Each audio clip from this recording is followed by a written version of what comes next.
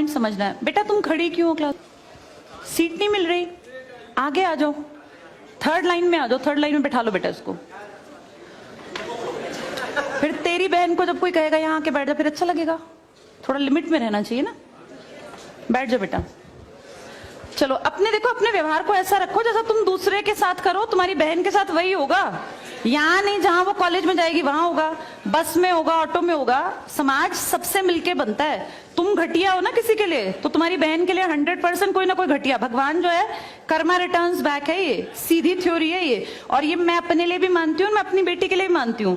मैं जैसा कर रही हूँ ऐसा ही मेरे साथ होगा, या मेरे घर वालों के साथ। तुम जैसा कर रहे हो ऐसा तुम्हारे भाई बहनों के साथ होगा ही होगा।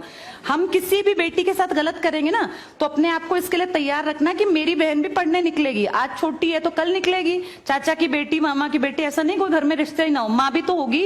जैसा तुम कर रहे हो ऐसा तुम्हारी माँ के साथ जरूर घटित हुआ होगा। अब तुम कर रहे हो। बड़े अच्छे कई एड्स हैं, उसमें एक जवान लड़का ना सीटी बजा रहा होता है, तो उसकी माँ, देखा है तुम लोगों ने वो? उसकी माँ कहती है बेटा मत कर। तुम्हारी उम्र का था वो लड़का, उसकी माँ लगा लो मेरी एज की, मुझसे 2-4 साल बड़ी होगी, क्योंकि जो बच्चे 20 के हैं उनके माँ 40-45, उनकी माँ 45 साल तक की होती हैं। तो लगातार सीटियां बजा रहा है। उसकी माँ उसको कहती है बेटा मत कर, वो इरिटेट हो जाती है। तो फील करता है कि मेरी माँ ऐसा क्यों, मतलब क्यों चिढ़ रही है सीटी बजाने से, घर में बैठ के बजा रहा था सीटी। तो उसकी माँ को याद आता है कि जब मैं रोज बस स्टॉप पे जाती हूँ, 45 साल की अधेड़ उम्र की एक औरत, एक घटिया लड़का, मतलब ऐसे नहीं होते बिल्कुल ही घटिया जिनकी परवरिश हो, वो रोज उसको परेशान करता है, उस 45 साल की औरत को। तो उसको फिर फील होता है कि ये मेरा बेटा जो हरकत कर रहा है ये उस लड़के से मेल खाती है। बहुत अच्छा ऐड है, उसका एसेंस बहुत अच्छा निकल के आता है कि एक्सप्लॉयटेशन सिर्फ जवान लड़कियों का नहीं होता। आप गलत कर रहे हो ना, कोई आपकी माँ के साथ, आपकी बहन के साथ कहीं ना कहीं कोई गलत करेगा फिर। इसलिए समाज को अच्छा बनाओ, क्लास को ऐसा बनाओ। कोई लड़की वहां से अगर आ रही है और तुम कह रहे हो यहाँ आ जा, तो ये ठीक है, ये अपने आप सोच के देखो। ये हमारी परवरिश को भी दिखाता है कि हमारी परवरिश कैसी माँ ने की है।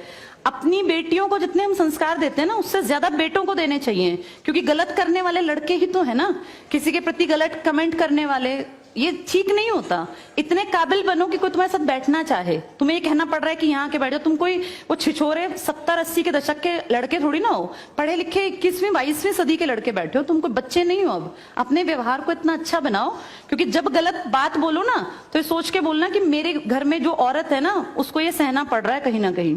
तुम ही लोगों ने समाज बना रखा है, इसको घटिया बना लो चाहे अच्छा बनाओगे तो पूरा समाज अच्छा बन जाएगा। घटिया बनाओगे तो तुम्हारी माँ को भी 100% सुनना पड़ता होगा, क्योंकि ये कर्म है, ये किसी को नहीं छोड़ते। तुम सबको चार दीवारी में नहीं रख पाओगे। तुम्हारी माँ को भी कहीं ना कहीं बाहर निकलना पड़ता है, चाहे वो मार्केट सब्जी लेने जाती हो, गांव में रहते हो तो गली में तो निकलती है ना, उसको भी सुनना पड़ता होगा, क्योंकि समाज बनाने वाले तुम ही लोग हो।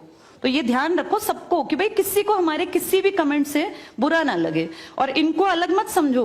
जैसे तुम्हारी बहनें ऐसी ये हैं, पसंद आना कोई अलग बात होती है, पर व्यवहार अच्छा रखना चाहिए। तुम्हारी परवरिश अच्छी माने की है, कम से कम ये दिखा के चलना।